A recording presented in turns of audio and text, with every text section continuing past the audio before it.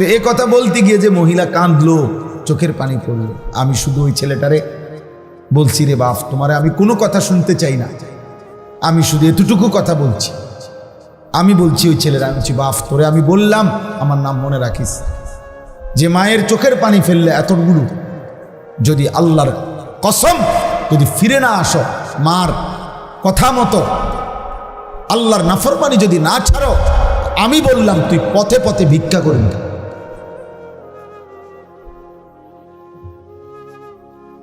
মার চোখে পানি ঝরাইয়া তুই নাফরমান, কোনোদিন সুখ দুনিয়ায় জুটবে না। উড়া দুরা কয়েকদিন চলতে পারবা, এমন জায়গায় থমকে যাবা মায়েরা বদ্দুয়ায়, যেদিন আর ঘুরে দাঁড়াইতে পারবে। কয়শো নজির লাগবে তোমার, কয় হাজার দলিল লাগবে। বাফেরে কষ্ট দিয়ে সুখে থাকবা, হ্যাঁ, মায়ের চোখে পানি ঝরাইয়া সুখে থাকবা, তোমার সমবয়সী বন্ধুরা তোমারে নিরাপত্তা দিবে, হ্যাঁ, ওই শয়তানগুলা। সারাদিনে যেই বন্ধু এক ওয়াক্ত নামাজ পড়ে না, ওই বন্ধু হয়তো শয়তান। সারাদিনে মোবাইলে নারী ছাড়া, ছবি ছাড়া আর কিছু দেখে না, যে হয়তো শয়তান, হয়তো ইবলিস। ও কিসের বন্ধু আমার, ও কিসের আবার বন্ধু এটা? এর জন্য প্রিয় ছেলেরা, আমার কথা মনে রাখো আব্বা, আমি তোমাদেরই ভাই। এই গ্রামের এমন কেউ নাই যে আমারে চেনে না। বয়স্ক এমন লোক মনে হয় না কেউ আছে যা করে আমি চিনি না। আমি সবার সাথে পরিচিত মানুষ। আল্লাহর নবী সাল্লাল্লাহু আলাইহি ওয়াসাল্লাম বলছেন, বাবারাও শুনেন, ছেলেরাও শুনেন, আল্লাহর নবী বলছে, কুল্লু যুনুব ইউআখিরুল্লাহু ইলা আজালিন মুসাম্মা। হাদিসটা শোনো, নবীজি বলছে, সমস্ত গুনাহ, প্রত্যেক পাপের শাস্তি আল্লাহ চাইলে নির্দিষ্ট সময় আখিরাত পর্যন্ত, হাসরের ময়দান পর্যন্ত বিলম্ব করতে পারে, কিন্তু ইল্লা আকুল ওয়ালিদাইন, খোদার কসম নবী বলছে, তবে মা বাবার নাফরমানি ব্যতীত, মা বাবার নাফরমানি ব্যতীত। নবীজি বলেন, ফাইন্নাহু লা ইয়ামুতা হাত্তা ইউআযযিবাহুল্লাহু ফিল আরদ। নবীজি বলেন, মা বাবারে কষ্ট দিছে, চোখের পানি ফেলছে, মা বাবার নাফরমান সন্তান, নবীজি বলছে তার মৃত্যু হবে না, তারে আল্লাহ জমিনে বেইজ্জতি না করা পর্যন্ত। তোকে আল্লাহ জমিনে বেইজ্জতি করবে।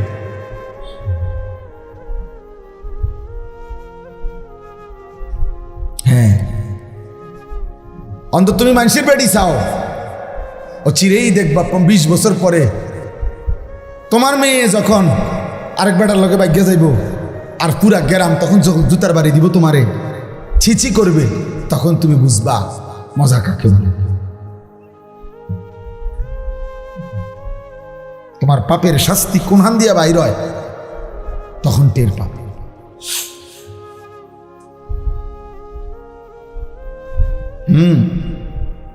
আমাদের এই মুরাদনগরের একজন বড় আলেম আমার একদিন বলছেন,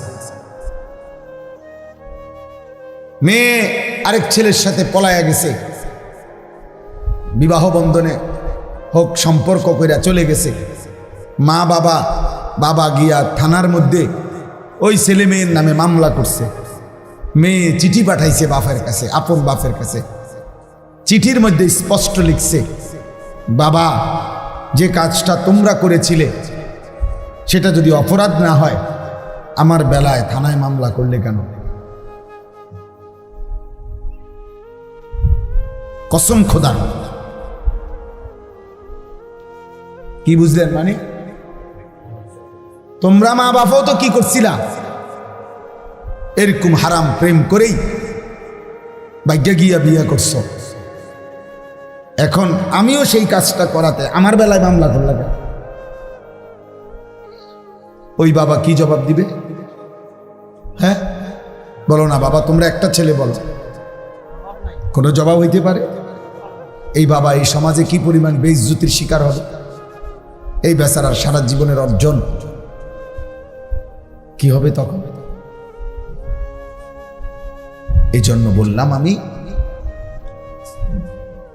মৃত্যু আমাদেরকে বরণ করতেই হবে, আমাদেরকে কিন্তু চলে যেতে হবে, আমরা স্বীকার করি বা না করি, বুঝি কিংবা না বুঝি আমরা মরে যাব বাপ।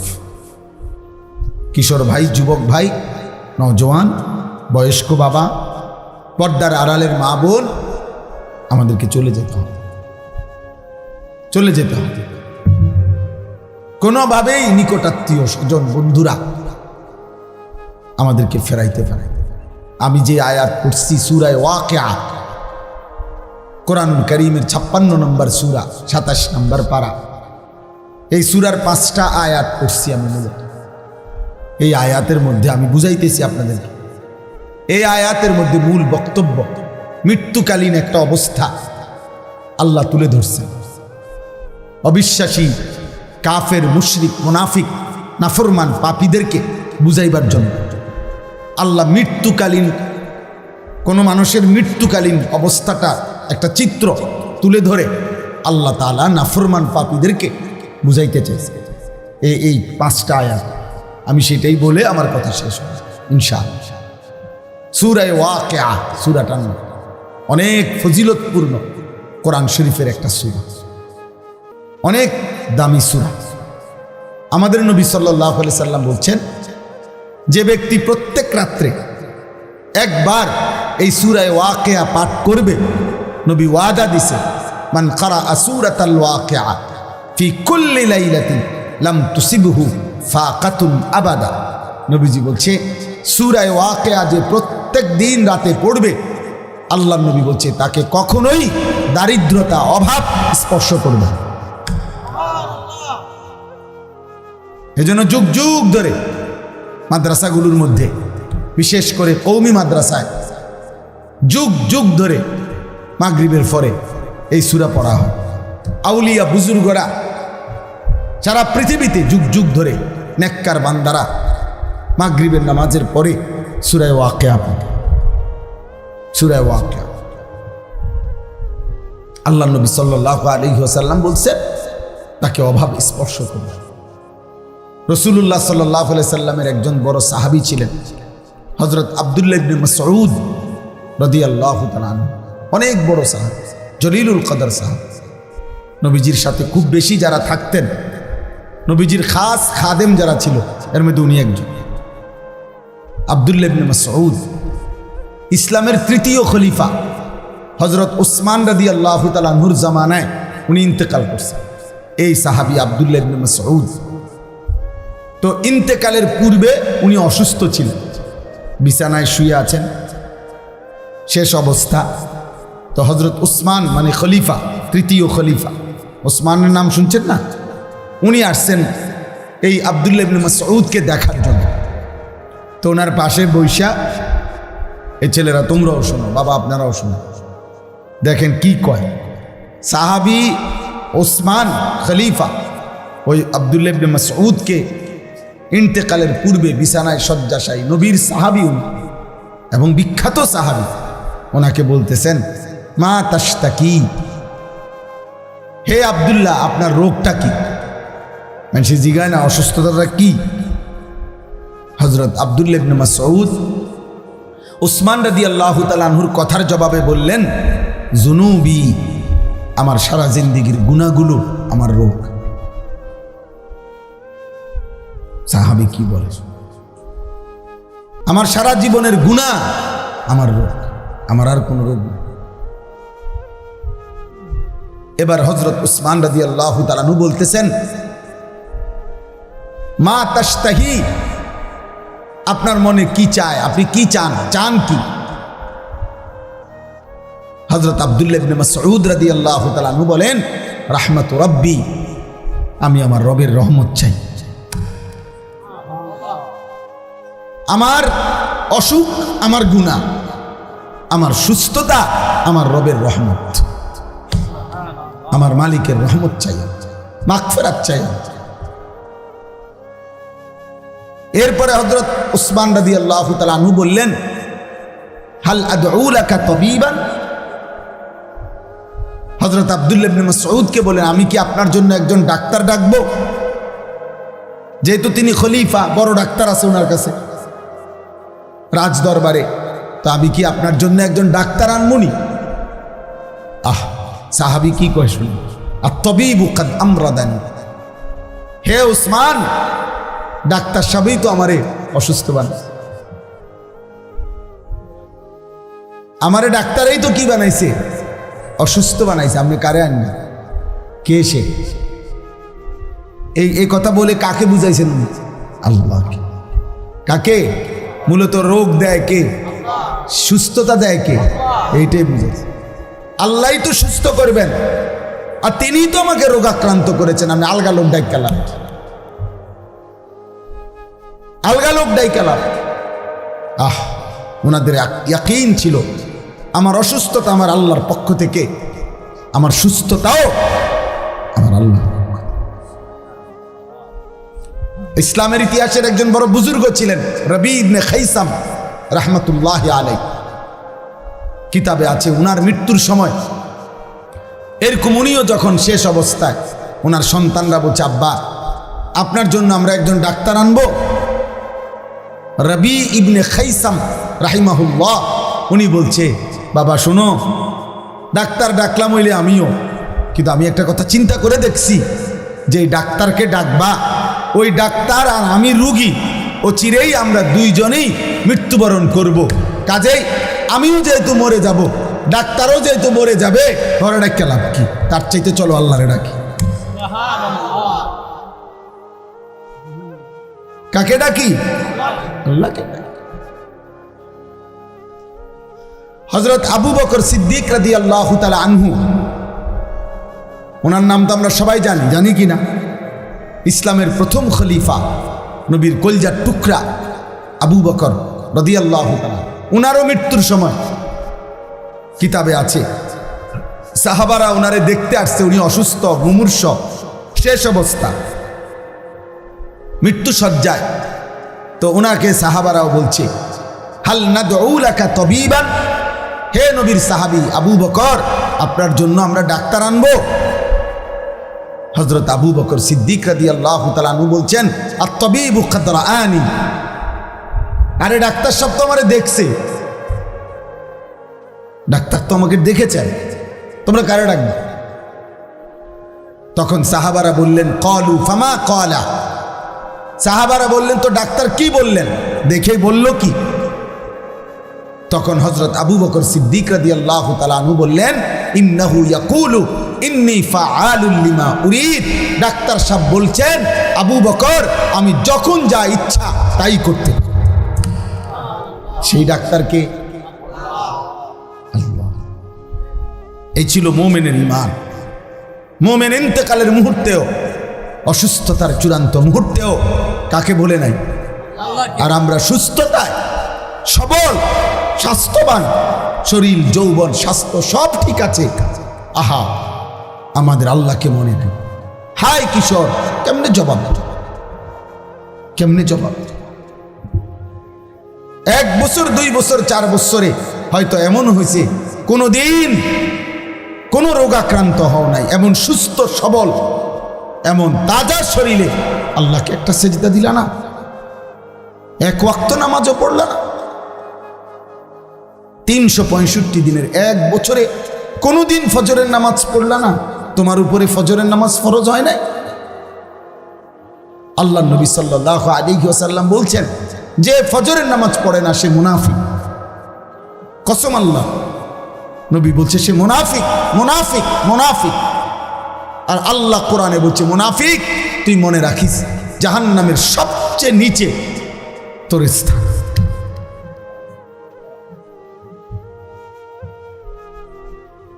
তাহলে বাপ, ওই কথা থেকে আবার ফিরে যাই। হযরত উসমান রাদিয়াল্লাহু তাআলা আনহু তখন বললেন ওই আব্দুল্লাহ ইবনে মাসউদ রাদিয়াল্লাহু তাআলা আনহু, ওই বেটা বাইরে কথা বলো না। দেখছেন হঠাৎ করে আবার কথা বলতেছে কেন? ভাইয়া কথা থাকলে রাস্তায় যাও, মেন রোডে গিয়ে কথা বলো না। কথা থাকবে, অনেকের তো থাকতেই পারে কথা। এটা অনেকের কষ্ট করে যে মোবাইল বন্ধ কইরা তারপরে চুপচাপ এতক্ষণ ওয়াজ শোনা, এটা অনেকের জন্য কঠিন। এটা একটা কঠিন বিষয়।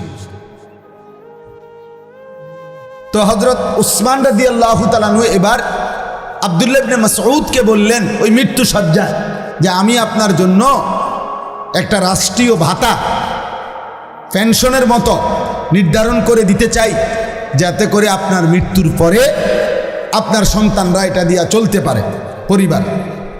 হযরত আব্দুল্লাহ ইবনে মাসউদ বললেন লা হাজাতা লি, আমার কোনো দরকার নেই, আমার এটার কোনো প্রয়োজন নাই। হযরত ওসমান বললেন আরে আপনি তো মৃত্যুবরণ করবেন, শেষ অবস্থা আপনার বুঝতেছি আমরা, আপনার জন্য তো বলছি না, আপনার বিবি বাচ্চার জন্য বরাদ্দটা নিলে আপনার বিবি বাচ্চার উপকার হবে, এই জন্য আমি চাচ্ছি দিতে। উনি যেহেতু খলিফা, হ্যাঁ, তখন এই কথাটা বলার জন্য হযরত আব্দুল্লাহ ইবনে মাসউদ বললেন হে উসমান আমিরুল মুমিনিন, আমার নবী সাল্লাল্লাহু আলাইহি সাল্লাম হায়াতে থাকাকালীন আমারে এমন একটা আমল শিখায় দিয়ে গেছে, যেই আমল আমি আমার বিবি বাচ্চা নিয়ে নিয়মিত করি, আমার ওই আমলটাই, আমার নবীর ওই ভবিষ্যৎবাণীটাই আমার জন্য যথেষ্ট। হযরত উসমান বললেন সেটা কি? তখন তিনি এই হাদিসটা বলছে যে আল্লাহর নবী সাল্লাল্লাহু আলাইহি সাল্লাম আমাকে বলছেন যে যে ব্যক্তি প্রত্যেক রাতে একবার সূরা ওয়াকিয়া তেলাওয়াত করবে, অভাব এবং দারিদ্রতা তাকে কোনোদিন স্পর্শ করবে না। তা আমি তো নিজেও সূরা ওয়াকিয়া পড়ি, আমার বিবি বাচ্চারারও পড়াই, তাইলে আমার সংসারে অভাব আসবে না, সেটা আমার নবী বলে গেছে। তোমার সরকারি বরাদ্দ আমার লাগবে, তোমার রাষ্ট্রীয় বরাদ্দ আমার লাগবে। এই হলো মুমিনের ঈমান। মুমিনের ঈমান। নবী সাল্লাল্লাহু আলাইহি সাল্লাম বলছেন লাউ তাওয়াক্কালতুম আলাল্লাহ হাক্কা তাওয়াক্কুলি লা রাযাকাকুম কামা ইয়ারযুকুত তাইর তাগদু খিমাসান ওয়া তারুহু বিতানা। নবীজি বলেন আমার উম্মত, যদি তোমরা আল্লাহর উপরে পুরো ভরসা করতে, একটা পাখিকে আল্লাহ যেভাবে খাওয়ায়, চড়ুই পাখি, সামান্য পাখিকে আল্লাহ তোমাদেরকে ওইভাবে রিজিক দিতেন। নবী উদাহরণ দিয়ে বুঝাইছেন, যেমন একটা ছোট্ট পাখি ভোরবেলায় খালি পেটে আল্লাহর উপরে ভরসা করে ঘর থেকে বের হয়, তার কোনো নির্ধারিত অফিস নাই, চাকরি নাই, ব্যবসা নাই, খ্যাত নাই, কিচ্ছু নাই, কিন্তু সন্ধ্যাবেলা সে ভরা পেটে তৃপ্ত হয়েই ঘরে ফিরে আসে, আল্লাহ তাকে ঠিকই রিজিক দিয়ে দেয়। তাহলে আল্লাহ বলেন, নবী বলেন, তোমরাও যদি আল্লাহর উপরে ভরসা করতা, এমন পাখির মতো নিয়মিত রিজিক, হালাল পবিত্র রিজিক দিয়া আল্লাহ তোমাদেরকে তৃপ্ত করে দিতেন। কিন্তু হারাম করে এটা বুঝে না, সুদ করে এটা বোঝে না। সুদ করে আল্লাহরে ডাইরেক্ট বলে, আল্লাহ আমনে পারতেন না, আমনে কুলাইতে পারতেন না, আমনের কত কাম, আমনের লোকের অভাব নাই, আমনের ঝামেলা অনেক, আমার সুদ আমিই নেই, আমার অভাব আমি দূর করবো। এই জন্য হারাম খোর, কিস্তিখোর, সুদখোর সরাসরি আল্লাহর সাথে বিদ্রোহ করে, আল্লাহরে বুড়া আঙ্গুল দেখায়। আল্লাহ বলছে, বান্দা এমন ঘাড় আমি মটকায় ফেলবো না, ফরমান মনে রাখিস। তোর মতো হারাম খোর ঠিক আছে, কয়েকদিনের ভাত খা, দুনিয়া কয়দিন ভোগ কর। সুদখোর, ঘুষখোর, কিস্তিখোর, কয়েকদিনের দুনিয়া ভোগ করো, বেশি দিন লাগবে না। এমন দুনিয়া আমি দুনিয়া নাফরমানরেও খাওয়াই, কাফের বেঈমানকেও খাওয়াই, নাস্তিক মুরতাদকেও আমি দুনিয়া খাওয়াই, আমি জন্তু জানোয়ারকেও, আমি জঙ্গলের বাঘ ভাল্লুককেও খাওয়াই, রাস্তার কুকুর বিড়ালকেও আমি খাওয়াই। কিন্তু আমি আল্লাহ মৃত্যুবরণ যেদিন করবা, চোখ যেদিন বন্ধ হবে, সেদিন থেকে অনন্তকালের আখেরাত পর্যন্ত আর কোনো দিন এক ঢোক পানীয় পান করতে দেব না, এক লোকমা খাবারও আর দেব না। মনে রাখুন, এখনই খেয়ে নাও। ওয়াদারনি ওয়াল মুকাদ্দিবিনা উলিন না'মাতি ওয়ামাহিলহুম কালিলা। এই যে সরাসরি কোরআনের আয়াত। আল্লাহ বলেন, অবিশ্বাসী, মিথ্যাবাদী, নাফরমান পাপীদেরকে অল্প কয়েকদিনের দুনিয়ায় সুযোগ দাও, অল্প কয়েকদিনের জন্য সুযোগ দাও। আল্লাহ বলেন, দুনিয়া অল্প কয়েকদিন ভোগ করতে দাও, অল্প কয়েকদিনের ভাত মাছ রুটি গোশত খাইতে দাও। আল্লাহ বলেন, ছেড়ে দাও ওয়াদারনি, সুদখোরকে ছেড়ে দাও, ঘুষখোরকে ছেড়ে দাও দুনিয়া, কিস্তিখোরকে দুনিয়া ছেড়ে দাও, বেবিচারী হারামখোর নেশাখোরকে দুনিয়া ছেড়ে দাও। আল্লাহ বলেন ইন্না লাদাইনা আনকালাও ওয়া জাহিমা, আখিরাতে আমি রব্বুল আলামিন রেডি রাখছি জাহান্নামের আগুনের শিকল আর জাহান্নামের ধাউ ধাউ আগুন আমি ওর জন্য রেডি করে রাখছি। একটু সুযোগ দাও, একটু সুযোগ দাও, দুনিয়া কয়টা দিন খেতে দাও। ওই জন্য বুঝতো আমরা বোকা না, নামাজিরা বোকা না। হালাল উপার্জনকারী বেচারার বেতন হুদা ৬,০০০, ইমাম সাহেব ৯,০০০ টাকা বেতন, অথচ বেটাও জোয়ান। বেটায় বুঝে না সিএনজি চালাইলে এত ভালো ইনকাম। সিএনজি চালাইতে কি ঢাকা ইউনিভার্সিটির থেকে ডিগ্রি আনতে হবে নাকি? কথা বলে না। সিএনজি অটো চালাইতে হলে কুমিল্লা ভিক্টোরিয়া কলেজ থেকে মাস্টার্স পাস করতে হবে। তো এটা না বুঝার কি আছে? কথা বলে না। এটা ইমাম সাহেব বোঝে না, এটা ইমানদার বোঝে না। তো ১ লাখ টাকা কোনো রকমে মিলাইয়া সুদে লাগাইলে, হ্যাঁ, এটার থেকে যে ১০,০০০ টাকা আইব এটা বুঝে না। এটা না বুঝার কি আছে? কথা বলে না। কত মূর্খ কলম লুঙ্গি ফিন্দে এবারে সুদ খায়। তো এবারে মূর্খ মানুষে যদি সুদ বুঝে, তো এবারে তো কিছু ২-৪ লাইন ফুটছে, এটা বুঝতো না। কথা বলে না কেন? তাহলে উনি বুঝবে না? এটা না বুঝার কি আছে? দুনিয়া না বুঝার কি আছে রে বাপ? কিন্তু ফেস্ত হইল আখিরাত। ইমাম সাহেব আটকায় গেছে তো আখিরাত। দিনদার আটকায় গেছে। যে সমস্ত লোক নামাজ পড়ে হালাল খাইতে চেষ্টা করে, শত অভাবের ভিতরে হারাম খায় না, হারাম নেয় না, অত আটকায় গেছে আখিরাতের কারণে। ওর কলিজার মধ্যে তো আসে আমার আল্লাহর সামনে দাঁড়াইতে হবে হিসাব। হযরত ওমর রাদিয়াল্লাহু তাআলা একবার তৃষ্ণার্ত অবস্থায় এক রাখাল ছেলেকে বলছিল যে, হে রাখাল, একটা দুধওয়ালা বকরির একটু দুধ আমারে পান করাও। সেই রাখাল ছেলে বলছিল, জনাব, আমি এই রাখাল বকরিগুলোর মালিক না, আমি একজন কৃতদাস। রাখাল আমার একজন মনিব আছে, মালিক আছে এই ছাগলগুলোর, বকরিগুলোর। আমি তো তার অনুমতি ছাড়া আপনাকে দুধ পান করাইতে পারি না। হযরত ওমর রাদিয়াল্লাহু তাআলা বলছে, হে রাখাল, তাইলে তুমি এক কাজ করো, একটা দুধওয়ালা বকরি আমার কাছে বিক্রি করে দাও। বিক্রি করে দিলে দুইটা লাভ হবে। এক, তুমি কিছু টাকা পাইবা, মুদ্রা, কিছু দিরহাম পাইবা, আর আমি একটা দুধওয়ালা বকরি পাবো। আমারও তৃষ্ণা মিটবে, তোমারও কিছু টাকা মিলবে। আর তোমার মালিকরে বাড়িতে গিয়া বলবা, একটা বকরি, এই আরব দেশে তো 200-400 বকরি এক লগে সরে, 2-4-500, 1000 আরো বেশি। তাইলে এখান থেকে দুইটা একটা আড়াইয়ে গেছে, কই গেছে গা, এটা বললে মালিক কিছুই মনে করবে না। কথা বোঝেন নাই? তুমি গিয়া বলবা একটা বকরি কম, এটা কই জানি গেছে গা, আমি কইতারি না, পাই না, খুঁজা পাই নাই, এতে তোমার মালিক কিছুই বলবে না। হযরত ওমর যাচাই করার জন্য, মানে তার ইমানের মজবুতি কেমন এটা দেখার জন্য সে জিজ্ঞেস করছে, উনি তাকে এটা প্রস্তাব দিয়ে চাইছে। আমরা কিতাবে পড়ছি সরাসরি এই যুবক রাখাল ছেলে, সাধারণ কৃতদাস, সে পরিষ্কার বলছে, ফাআইনাল্লাহ, ফাআইনাল্লাহ, এই বেটা, তাহলে আল্লাহ কোথায়? আল্লাহ কোথায়? হ্যাঁ, ওমা তাকুনু ফি শা'নিন ওমা তাতলু মিনহু মিন কুরআনিন ওয়ালা তা'মালুনা মিন আমালিন ইল্লা কুন্না আলাইকুম শুহুদান ইদ তুফিদুনা ফীহ।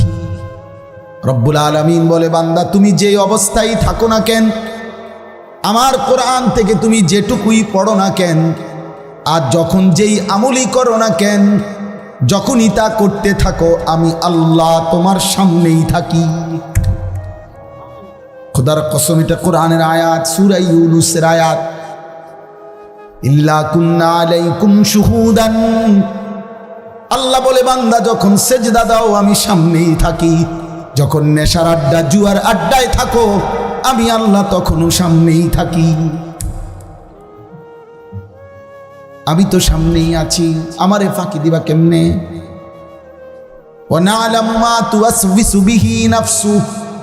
অন্তরের গভীরে যেই কথাগুলো তোমার লুকায়িত আছে আমি তো তাও জানি। আলা ইয়ালামু মান খালাক, আল্লাহ বলে ভাবো তো বান্দা, যিনি সৃষ্টি করেছেন তিনি বুঝি জানবেন না তার সৃষ্টি কখন কি করে? কেমনে ভাবলা আমি জানবো না? আমি জানবো না কেন? আমি তো বানাইছি, বানাইছে কে? আল্লাহ। তো তিনি জানবে না? কোম্পানি কইতারে না কোম্পানির মালের উৎপাদন কোন দিন, কোম্পানির মালের গুণাগুণ কি, এটা কোম্পানি কইতারে না, কথা বলে না তো। এজন্য বাপ, এবার এই শেষ কথা হলো, এই আয়াতের মধ্যে আল্লাহ বুঝাইতে চাচ্ছেন। এবার আমরা এই শেষ কথাটা বুঝি। মক্কার কুরাইশরা, কাফেররা প্রতিনিয়ত তারা দুইটা কথা বলতো নবীজিকে। এক বলতো, মুহাম্মদ আমার শরীর, আমার জীবন, আমার ইচ্ছা, আমার স্বাধীনতা, সব কিছুর মালিক আমি। শরীর আমার, স্বাস্থ্য আমার, জীবন আমার, যৌবন আমার, টাকা আমার, বাড়ি আমার, সম্পদ আমার, সব আমার, আমার যেটা যখন মন চা আমি তাই করব। এখানে আল্লাহ কি, আবার ওনার বিধান কি? ইডি কিতাব বুঝা কথা। হ্যাঁ, আমার ইচ্ছা আমি যখন যা করবো, তোমায় কি এনে? দুই, মক্কার কাফেররা নবীজিকে বলতো, মুহাম্মদ এই কবর থেকে নিয়ে তুমি যা কও এটি সব দিয়ে একটা হইতো না। কবর, হাসর, মিজান, ফুলসেরাত, বিচার, হাসার, আমল নামা, ইডি হুদা কথা, এটি হতো না। কি কও তুমি, করতে পাইব? 500 বছর আগের কবর, এখন সেখানে কবরের চিহ্নও নাই। ওইখানকার মাটি হয়তো কত হাজার মাইল দূরে চলে গেছে, হালাইয়া দিছে। কোনাকার বাতাস, কোনকার মাটি, বালু কোনানে উড়াইয়া নিয়ে গেছে। কার হাড্ডি, কার গোস্ত, কার চামড়া কই গেছে, কই না গেছে, সারা পৃথিবীতে ছড়াইয়া ছিটাইয়া গেছে। তুমি কি কও এটি করতে আনবো কোথায়? কিভাবে আনবে আল্লাহ? কিভাবে সম্ভব? নাউজুবিল্লাহ। তারা এই কথাগুলো বারবার নবীজিকে বলত। তো এই আয়াতে এবার বলে, আল্লাহ বলে, এই শেষ কথাটা শোনেন, প্রত্যেক পাপী, নাফরমান, কাফের, মুশরিক, বেঈমান, পাপী মৃত্যুর মুখোমুখি যখন হয়, তখন মালাকুল মউত আজরাইল যখন তার জান কবজ করতে আসে, নিয়ম হলো, হাদিসে আছে, নবী বলছে, মালাকুল মউত আজরাইল তার কলজাটা থেকে তার রুহুটা, একটা নাফরমানের, এ যখন রুহুটা ছিঁড়ে ফেলে, তখন এই রুহুটা আইসা হুলকুম, হুলকুম মানে কণ্ঠনালী, এখানে আইসা আটকায়, এখানে আটকায়। এবার আর রুহুটা ভিতরেও যায় না, বাহিরও হয়, এখানে আটকাইয়া এই নাফরমান পাপী মৃত্যুর মুখে এই সময় প্রচন্ড কষ্টে ছটফট করে। তো আল্লাহ তাআলা বলতেছেন, ফালাউলা ইজা বালাগাতিল হুলকুম, তোমাদের কোন মুমূর্ষ, মরণোন্মুখ ব্যক্তির যখন কণ্ঠনালীতে আইসা রুহুটা আটকায়া যায়, পৌঁছে যায়, ওয়া আনতুম হিনা ইদিন তানদুরুন, তোমরা তো তখন চারদিকে সবাই তাকাইয়া দেখতেছো, তোমাকে লোকটা মুমূর্ষ ছটফট করতেছে, তোমরা তো তখন সাইডেই থাকো। আল্লাহ বলতেছে তাদেরকে, ওয়া নাহনু আকরাবু ইলাইহি মিনকুম ওয়ালাকিন লা তুবসিরুন, আর আমি আল্লাহ যদিও তোমরা দেখো না, আমিও এখানেই আছি। কথা বলে না তো? আল্লাহ বলে, এখনই প্রমাণ হোক আমিও আছি, তোমরাও আছো। কথা বোঝেন না? তোমাকে লোকটাও আছে, তোমার আব্বাই তো বেটা, তোমার চাচাই তো, তোমার ভাই তো বেটা, তো এও শুয়ে রয়েছে, তার কণ্ঠনালীর কাছে রুহু চলে আসছে, সে ছটফট করতেছে, আমি আল্লাহ আছি, তোমরা নাফরমানরাও আসো, তার আত্মীয় স্বজন। আল্লাহ বলে, তো আমি আল্লাহ, ফালাউলা ইন কুনতুম গায়রা মাদিনিন, যদি তোমরা বলে থাকো কবর হবে না, আখিরাত হবে না, আর কোথাও ফিরতে হবে না তোমাদেরকে, আমি আল্লাহ পাক পারবো না এগুলা, তাইলে তো নিশ্চয়ই আমি এই রুহুও তো সরাই থাকতাম না, কারণ আমি যদি ওইটি পারতাম না, তোর এইটা পারবো কেমনে? তো কাজে তারজিউনাহা ইন কুনতুম সাদিকিন, হে নাফরমান, তোমরা তোমাদের দাবিতে যদি সত্যবাদী হও, তো তোমাদের এই স্বজনের রুহুটা তার আপন জায়গায় ফিরায় দে, তোর আব্বারে দে ফিরায়। তোর বাপেরে এখন আপন জায়গায় রুহু ফিরাই দে, তোর চাচার রুহু তার কলজাত আবার ফিরাই দে। সম্ভব? কথা বলে না, সম্ভব? এই আল্লাহ কথা। তো যেহেতু এটা পারলা না, আমি আল্লাহ তো পারলাম, আমি তো রুহুটা বের করে নিলাম, তো আমি ওইটাও পার। আর তুমি যেহেতু এটা পারো নাই, ওইটাও পারতাম, পারতাম। এই শেষ কথা। অতএব প্রিয় দোস্ত আমার, ভাই আমার, ছেলে আমার, বাবা আমার, একজনও যদি বুঝে থাকেন, এটা মনে রাখতে হবে, এই পৃথিবীর সকল শক্তি দিয়ে, সকল স্বজন, সকল বন্ধু, সকল আপনজন মিলেও, আপনজন সকলে একত্র হয়েও ক্যারান দিয়া করুক আর জিরা দিয়ে ধরুক, আপনার এই মৃত্যুর মুখ থেকে ফেরত দিতে পারবে না। মালাকুল মৌত নিয়েই যাবে, রুহুটা কবজ করেই দিবে। আমি আর তুমি বন্ধু, এই শেষ কথা, হাসলেও মরে যাব, কাঁদলেও মরে যাব, সুখে থাকলেও মরে যাব, দুঃখে থাকলেও মরে যাব। সেজদা দিলেও মৃত্যু হবে, শিরিক করলেও মৃত্যু হবে। আমল করতে করতে কেউ যদি আব্দুল কাদের জিলানিও হয়, তাহলেও মরে যাবে। নাফরমানি করতে করতে কেউ যদি ফেরাউন নমরুদ হয়, তারও কি হবে? মৃত্যু। রাজপ্রাসাদেও থাকলে মৃত্যু হবে, জীর্ণ কুঠির ঘুরে ঘুরে থাকলেও কি হবে? মৃত্যু। কাজে কবরবাসীদের রুহের মাগফিরাত কামনার এই মাহফিলে কবরকে স্মরণ করো, মৃত্যুকে স্মরণ করো, মৃত্যুকে স্মরণ করো। তোমার প্রিয় কারো, তোমার বাবা, দাদা, চাচা, নানা, মামা, ফুফা, খালু, এমন কারো কবরস্থানে গিয়ে একবার দাঁড়ায়ও, আর ডাক দিয়া বইল। আমার কাছে কিতাব আছে, কিতাবে লিখছে হজরত ওমর ইবনে আব্দুল আজিজ, ইসলামের পঞ্চম খলিফা, তিনি মাঝে মাঝে কবরে গিয়া কবরস্থানের সামনে ওনার আত্মীয় স্বজনদের কবরের দিকে তাকাইয়া কবরকে ডাক দিতেন, মৃত্যুকে ডাক দিতেন, আর বলতেন, ইয়া মাউতু আইয়ুহাল কবরু, হে মৃত্যু, হে কবর, মাজা ফাআলতা বিল আহিব্বা, এই কবর আমার আপন জনগণের গিয়া কি করলি রে? আমার আব্বারে কি করছো কবর বলো না, আমার দাদারে কি করছো কবর বলো না। হযরত ওমর ইবনে আব্দুল আজিজ বলেন, আমি শুনতে পাই কবর আমারে ডাক দিয়া বলছে, হে ওমর ইবনে আব্দুল আজিজ, তোমার আত্মীয়, তোমার স্বজন, তোমার আপনজনের শরীরের প্রতিটা অংশ জোড়া জোড়া আমি খুলে খুলে ছিন্ন ভিন্ন করে মাটির সাথে মিশাই দিছি, মাটির সাথে মিশাই দিছি। কেউ আর নাই, কেউ নাই, কেউ কেউ নাই। আল্লাহ আল্লাহ আমাদেরকে মাফ করে দেন, আমাদের সকলকে আল্লাহ কবুল করেন, দ্বীনকে ভালোবাসবেন, নামাজকে ভালোবাসবেন, ঈমান আমলের সাথে জীবন কাটান। ছেলের আব্বা, দয়া করে বললাম বাবা, মোবাইলের গুনাহ ছেড়ে দাও বাপ, নারীর ছবি দেখা ছেড়ে দাও, ছেড়ে দাও বাবা, দ্বীনকে ভালোবাসো, অজু সুন্দর করো, নামাজ সুন্দর করো, আখলাক সুন্দর করো। তুমি মুসলমান, তোমার বাবা মা মুসলমান, তুমি নষ্ট হবা কেন? তুমি চরিত্রহীন হবা কেন ভাইয়া? আল্লাহ আমাদের ছেলেদেরকে তৌফিক দেন। আপনাদের জন্য আমরা এই সব সময় আসি, আমি আপনাদেরকে মহব্বত, আপনারাও আমারে মহব্বত, মহব্বতের এই সম্পর্ক যেন চালু থাকে, আল্লাহ যেন কবুল করে। যাদের ভালোবাসায়, যাদের সহযোগিতায় এই মাহফিল হয়েছে, আল্লাহ সকলকে উত্তম বিনিময় দান করেন। আপনারা সবাই জানেন, আমার একটা মিনিটে ছোট্ট একটা কথা আছে।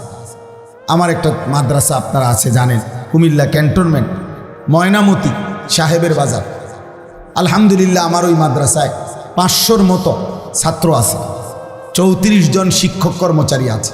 এই মুহূর্তে আমার অনেক দিনের একটা স্বপ্ন ছিল, আছে, যে আমি একটা বড় সড়ো জায়গা কিনতে চাইছি, এই আশা নিয়ে যে আমি 2টা মাদ্রাসা আলাদা করতে চাই। একটা হলো বাচ্চাদের জন্য যেই মাদ্রাসা চলতেছে এখন, আর আমার একটা অনেক দিনের স্বপ্ন, আমি এমন আরেকটা মাদ্রাসা একই জায়গায়, আরেকটা ভবন, আরেকটা শিক্ষক কর্মচারী আলাদা করতে চাই, যেটা সর্বশ্রেণীর মুসলমানদের জন্য মাদ্রাসা, অর্থাৎ সারা বাংলাদেশের যেই কোনো শ্রেণী পেশার মুসলমান, ছোট বড়, শিশু, আরে স্কুল, কলেজ, ইউনিভার্সিটি, শিক্ষিত, মূর্খ, দিনমজুর, ঠেলাওয়ালা, কুলিওয়ালা, যে যখন যেটুকু সময় নিয়ে, কারো একদিন, কারো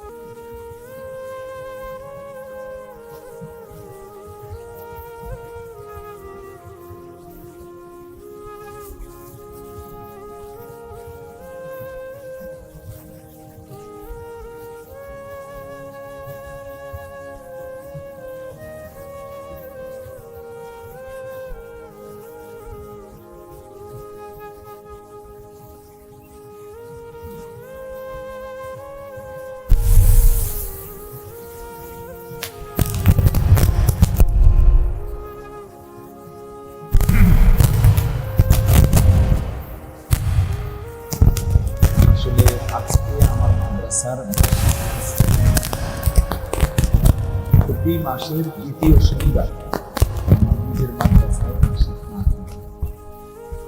সকাল 10টা থেকে 1টা পর্যন্ত মহিলাদের জন্য বয়ান, আসর থেকে এশা পর্যন্ত পুরুষদের জন্য বয়ান। ফলে আমি একদম সেই সকাল 11টা থেকে এই পর্যন্ত ব্যস্ত।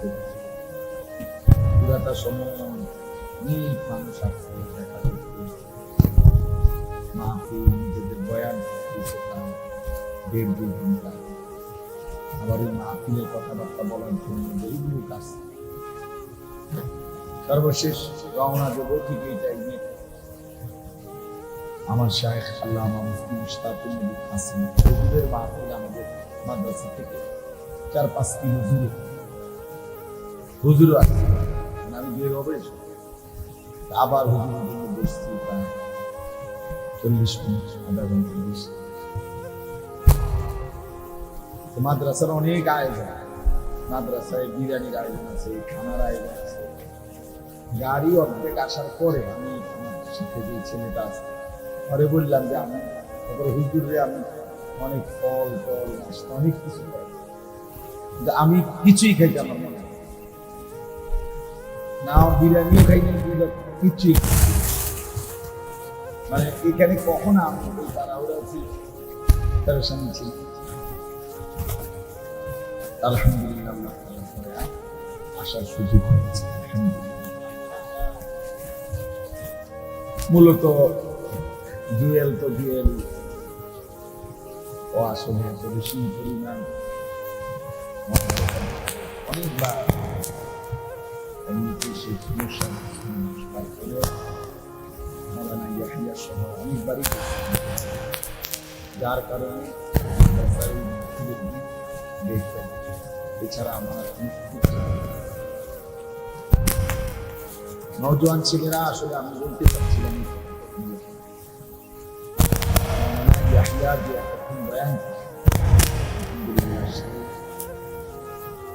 শতভাগ না হলেও আমি যে চিন্তা চেতনা ধারণ করি বছরের পর বছর আমি যা বলি বলতে চাই ওই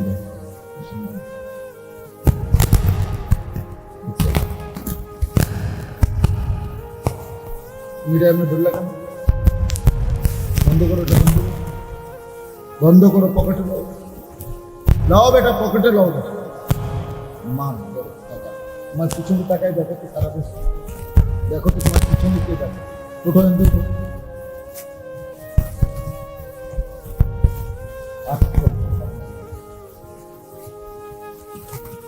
বাচ্চা স্যার মানুষ করতে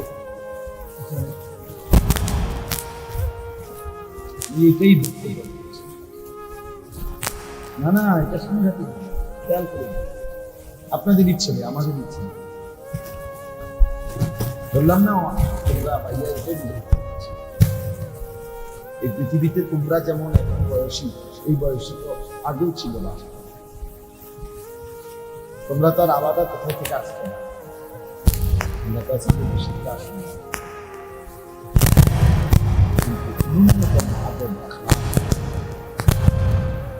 ন্যূনতম দিমাগ যদি কাজ না করে মুসলমান